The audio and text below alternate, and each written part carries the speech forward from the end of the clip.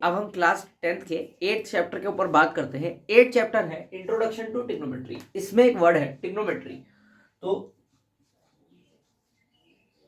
Trigonometry ये दो शब्दों से बना हुआ है। ट्रिगोनो मीन्स थ्री साइडेड फिगर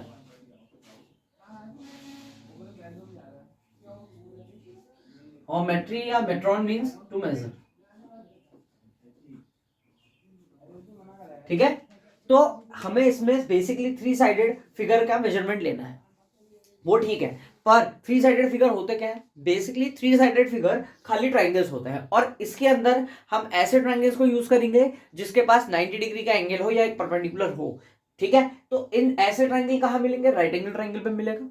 ठीक है, तो राइट एंगल ट्राइंगल को हम लोग अभी तक सिर्फ पाइथागोरस से सॉल्व कर रहे थे, जो कि होती है क्या? हाइपोटेन्यूज का square is equal to base का स्क्वायर प्लस परपेंडिकुलर का स्क्वायर। हम इसको इसकी हेल्प से साइड्स ट्राइंगल की किसी भी साइड को निकाल सकते थे, कोई भी दो साइड अगर हमें गिवन होती थी तो।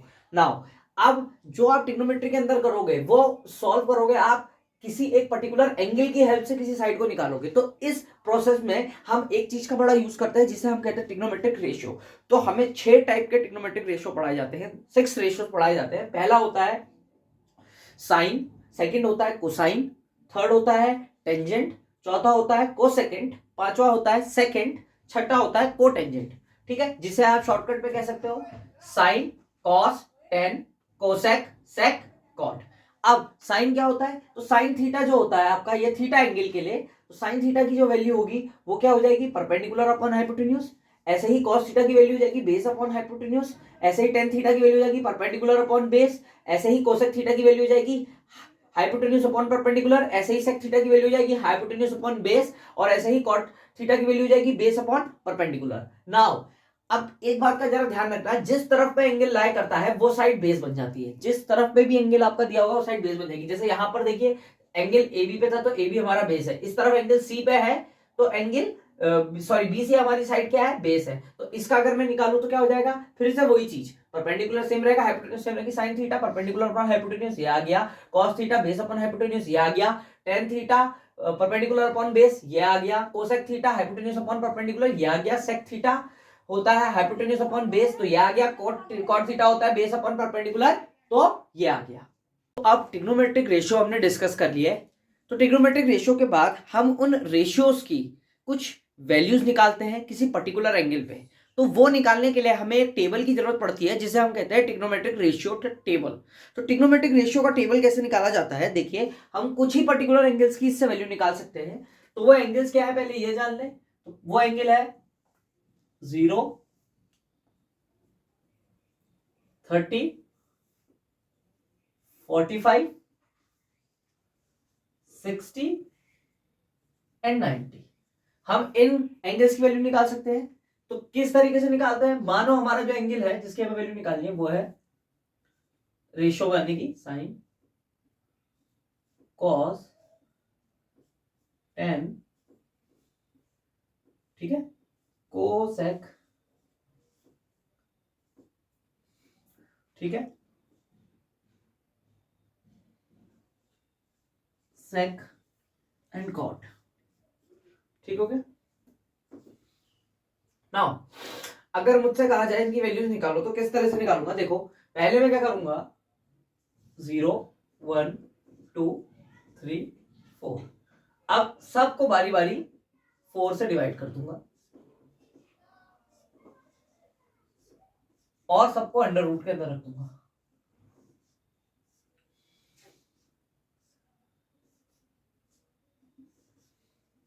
ठीक है, तो जब हम पहले वाले की वैल्यू निकालेंगे तो sine 0, 0 divided by 4 under root 0 is again 0।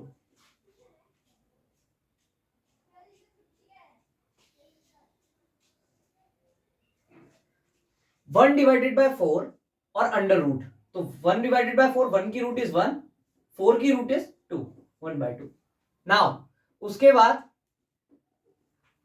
2 divided by 4, 2 divided by 4 is 1/2 तो 1 upon root 2। Again 3 divided by 4 तो रूट 3 और 4 की रूट 2। ऐसे 4 डिवाइडेड बाय 1, 1 की रूट हमेशा 1। ठीक हो गया? तो ये आ गई आपकी साइन की वैल्यू। देखो जहां पे साइन 0 0 है, 30 है 1/2, 45 है 1/√2, 60 है √3/2 और 90 है 1। अब इसके बाद हम इसे रिवर्स कर देंगे, तो रिवर्स में cos 0 आ गया 1, cos 30 आ गया √3/2, cos 45 आ गया 1/√2, cos 60 आ गया 1/2 एंड cos 90 आ गया 0। फिर आपको 10 निकालना है, तो 10 निकालने के लिए आपको इन दोनों को डिवाइड करना पड़ेगा। क्यों?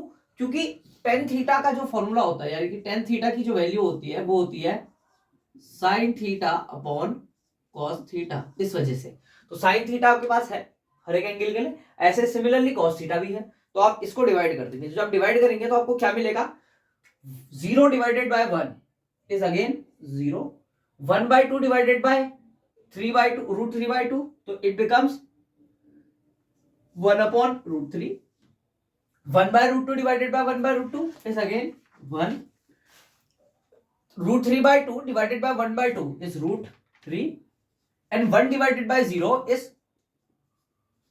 not defined। मैंने इंफिनिटी इसलिए नहीं बोला क्योंकि इंफिनिटी की वैल्यू डिफाइनेबल होती है, मतलब कुछ वैल्यू होती है इंफिनिटी के पास, बट नॉन डिफाइंड के पास कोई वैल्यू नहीं होती, तो नॉट डिफाइंड इंफिनिटी नहीं होता है। नाउ टॉकिंग टुवर्ड्स कोसेक, तो कोसेक जब आप निकालेंगे तो कोसेक जो होगा वो होता है 1/sin, यानी कि साइन का इनवर्स, कि साइन को उल्टा कर दो, यानी कि 1/sin का रेसिप्रोकल, सॉरी इनवर्स नहीं, साइन का रेसिप्रोकल। कोसेक होता है साइन का रेसिप्रोकल, साइन का रेसिप्रोकल करेंगे तो क्या आ जाएगा, 1/0 इज नॉट डिफाइंड 0 डिग्री के लिए। अब 1/2 30 के लिए तो ये हो जाएगा 2, ऐसे ही ये √2, ऐसे ही इसका अगला वाला 2/√3 और 1/1 इज अगेन 1। अब sec को लिखना है तो sec को इसका रिवर्स में लिख सकते हो या cos का 1/, तो cos का 1/1 इज 1, √3/2 इज 2/√3, ठीक है, 1/√2 इज अगेन √2, उसके बाद 1/2 इज 2 और 0/1 is not defined, not defined. अच्छा, तो यानी कि जो आपका sec होता है वो होता है 1/cos थीटा। सिमिलरली जो tan होता है वो होता है आपका 1/cot थीटा। तो tan की वैल्यू देखो 1/cot थीटा, तो tan इज दिस, इसकी वैल्यू देखो 1/cot थीटा है, तो cot थीटा के 1/, करा तो 1/0, ठीक है, 1/0 इज नॉट डिफाइंड।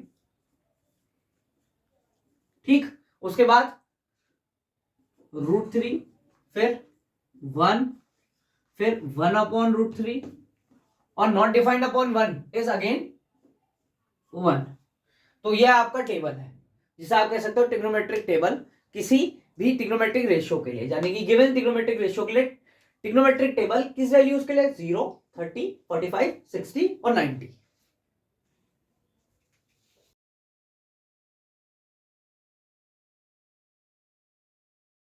तो फिर ट्रिग्नोमेट्रिक रेशियोज के बाद आपके पास एक और टॉपिक रह जाता है जो कि है ट्रिग्नोमेट्रिक आइडेंटिटीज।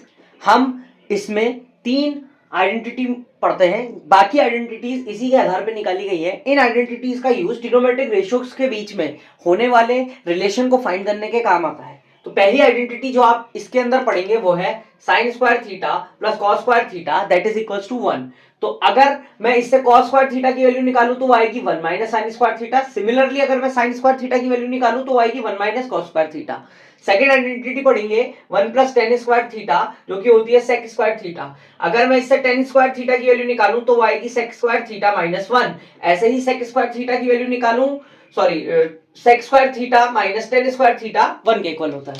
सिमिलर वे में 1 plus cot square theta cosec square theta के इक्वल होता है, cot square theta cosec square theta minus 1 के इक्वल होता है, और cot square theta minus cosec cosec square theta minus cot square theta is equals to 1 होता है। जहां पर क्या साइन थीटा 1 कोसेक थीटा के इक्वल होता है और कोसेक थीटा 1 साइन थीटा के इक्वल होता है। नाउ ऐसे ही cos थीटा 1 sec थीटा के इक्वल होता है और sec थीटा 1 cos थीटा के इक्वल होता है। नाउ tan थीटा जो होता है वो होता है क्या, sin theta upon cos theta, और ऐसे ही cot थीटा जो होता है वो होता है cos theta upon sine theta, और टेन थीटा जो होता है वो होता है 1/cot theta, and cot theta जो होता है वो होता है 1/tan थीटा।